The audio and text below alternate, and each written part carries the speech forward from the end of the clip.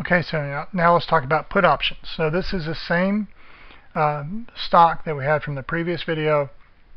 I've built out the exact same stock tree, but in this case I'm looking for the price of the put today. I do the same thing. I need to know the price of the put at expiration. I know the payoff to the put is max of 0x minus ST. What I don't know is ST. I'm sitting here today trying to predict this end price, the price at expiration a year from now. If you tell me that, I know everything. I can tell you the exact value of that put, but I don't. So what we need to do is find out the 3 different possibilities for ST, and we know if the stock price goes up twice in a row, it'll be 53.08. The value of the put will be 0. We know if the stock price goes up and down or down and up, so P sub UD, the value of the put is $2. And we know if the stock goes down twice, the value of the put is $11.85 just by substituting in to this equation. So now we work backwards through the tree. We need to find P sub U. We need to find P sub D. Okay, so we have this general equation here. Let me write that out.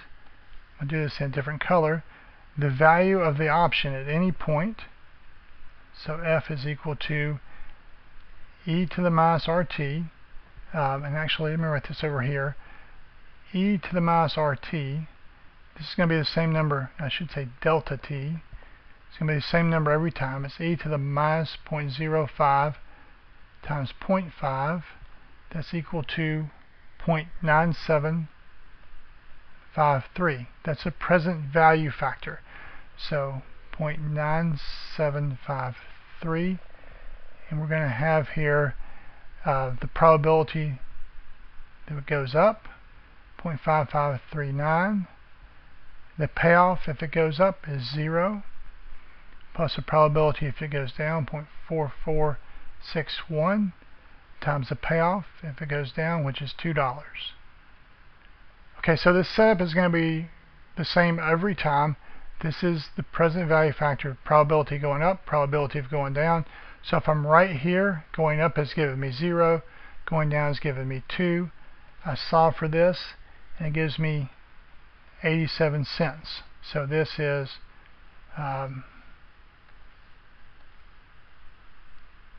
87 cents. Okay, so what if we're looking at this point right here, in this case going up, and I'll just erase it, I guess. Going up is going to give me $2, and going down is going to give me $11.85. So the value there is going to be $6.24. So this is 624. So see what I did? It's the same formula. Flip a coin, probability of heads is 55%. Heads means I go up. So if I'm sitting right here, going up is $2, going down is $11.85. I can repeat this again. I'll just mark these out this time. So now if I want to know the value today, if the stock goes up, it would be 87 cents. If it goes down, it would be worth 624. And why do I know that? If the stock goes up, then I'm playing this game. It either goes up again and I get nothing, or it goes down and I get $2. That's worth 87 cents today. If the price goes down, the put's worth 624, because one of two things can happen. The stock can go up and the put's worth 2, or the stock can go down and the put's worth 11.85. So plugging into here, it's 624. So now at this point, it goes up to be worth 87, or the stock goes down to be worth 624. Plug those numbers in, and that's $3.18. So this is 318. Okay, so let me show you one other thing here. I'm going to erase these real quick, and I want to redo something here. See if I can get rid of this a little bit better. What if this was an American option? What's the difference in an American option and a European option? With the American option, I can exercise early. So there's no difference at this point because this is the day of expiration, so no difference in the European and American at that point. However, right here, I can exercise early if I want to. So here's my choice. I can either exercise early, and how much money would I make? Well, the stock price has gone up, so this would be, this is over here, would be the max of 0 and X, which is 42 minus 4608. That's negative. I don't want to exercise, so I keep this alive. All right? But at this point, it's going to be different. If the stock price went down to 34.72, I could exercise, which is 42 minus 32.72.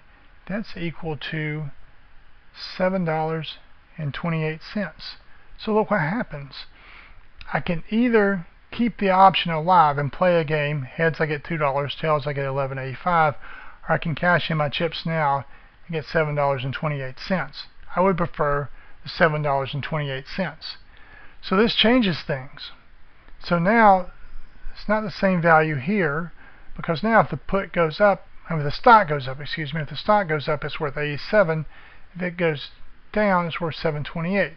So I'll redo the formula. The value of the put today is equal to my present value factor, 97.53, times the probability of the stock going up, 55.39, times I get 87 cents, plus the probability of going down, 44.61. With the European option, it's worth 624, but the American, I can exercise early, it's worth 728. So that's going to wind up being $3.64. So the value of the American option is $3.64. Which will be more valuable, the American or the European? The answer is the American is going to be worth at least as much as the European, maybe worth more. It just depends. As it turns out, with non-dividend paying stocks, the American call and the American call and the European call always have the same value, but the American and European puts may have a different value. You just have to work through the tree. All right, so some final words here. Is this realistic? On a piece of paper, no. But if I had an Excel spreadsheet, I wouldn't have 6 months between the time steps. I could have 1 day between the time steps. I could have any amount of time I wanted between the time steps. Typically, I want at least 30 steps in the tree. You can't do that by hand, but you can do it in Excel very easily. So the binomial option pricing model is a very good model. It's very realistic. People use it all the time. And the best thing about it, it can value things that are a little different. It gives me the chance to look through this tree, and like the American option, I can make choices at different points in time. So I guess that's it.